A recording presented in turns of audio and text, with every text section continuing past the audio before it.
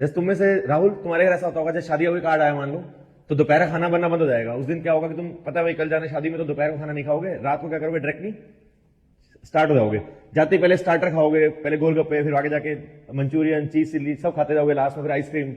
तो उससे क्या होगा, स्टमक के अंदर एसिडिक लेवल बढ़ जाएगा, क्योंकि सभी फूड्स के अंदर एसिड होता है। तो जैसे स्टमक में एसिडिक लेवल बढ़ेगा तो पीएच चेंज होगी स्टमक के अंदर। उस पीएच के चेंज होने से क्या फर्क पड़ेगा, एसिड को न्यूट्रलाइज करने के लिए तुम्हें एक बेस लेना पड़ेगा। वो बेस लेते हैं हम जनरली दो, एक है बेकिंग सोडा और एक मिल्क ऑफ मैग्नीशिया। एक बेकिंग सोडा बेस है हमारा और एक है milk of magnesia. Baking soda का फॉर्मूला होता है NaHCO3, milk of magnesia. Baking soda का फॉर्मूला NaHCO3 सोडियम बाइकार्बोनेट, और मिल्क ऑफ मैग्नीशिया का फॉर्मूला MgOS ट्वाइस। तो मेडिसिन में आपने सब लोगों ने ये खाई होगी जरूर, डाइजीन के नाम से मार्केट में मिलती है, हर घर में होती है। तो तुम शादी के बाद जब बहुत सारा खाने के बाद जब एसिड लेवल बढ़ता है तो फिर उसको न्यूट्रलाइज करने के लिए बेस लेना पड़ेगा, क्योंकि एसिड को बेस पसंद है। तो बेस क्या होता है, मिल्क ऑफ मैग्नीशिया होता है इसका मेन इंग्रेडिएंट्स। डाइजीन का मेन इंग्रेडिएंट होता है मिल्क ऑफ मैग्नीशिया। या ऐसे मिल्क ऑफ मैग्नीशिया के एंटासिड लेक्सेटिव भी आते हैं, सभी को पता। तो ये दो हमारे एंटासिड है। एंटासिड नाम क्यों दिया इन दोनों को, why the name is given antacid.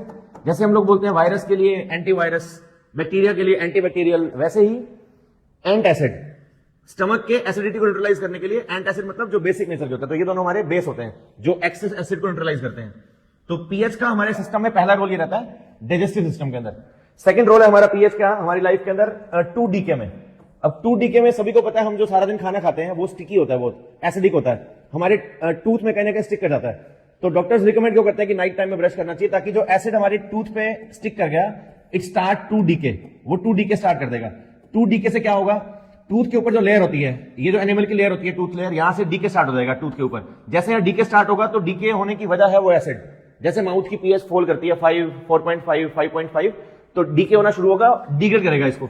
इसलिए हम टूथपेस्ट यूज करते हैं जो होती है बेसिक नेचर की। टूथपेस्ट होती है स्लाइटली एल्केलाइन बेसिक, ताकि जो हमारे टूथ पे एसिड लगा हुआ है वो उसको न्यूट्रलाइज कर देगी। तीसरा सॉइल पीएच। कभी आपने देखा होगा फार्मर क्या करता है, लैंड के अंदर कहीं ना कहीं सॉइल के अंदर चूना डालता है, लाइम डालता है, CaO, जिसको हम बोलते हैं चूना भी। या कभी देखा लाइमस्टोन डालता है, CaCO3, लाइमस्टोन बोलते हैं इसको।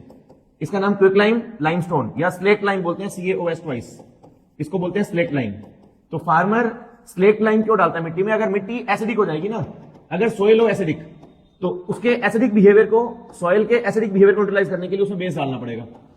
अगर सॉइल एसिडिक है किसी फार्मर के लैंड के अंदर, तो उसको न्यूट्रलाइज करने के लिए बेस डालना पड़ता है। और बेस क्या है, ये तीनों बेस हैं जो चीपर रहते हैं। इसलिए जनरली जब भी कहीं सॉइल की पीएच फॉल करती है, सॉइल एसिडिक बन जाए, तो न्यूट्रलाइज करने के लिए बेस डालना होता है। तो तीसरा यूज क्या हुआ, सॉइल पीएच।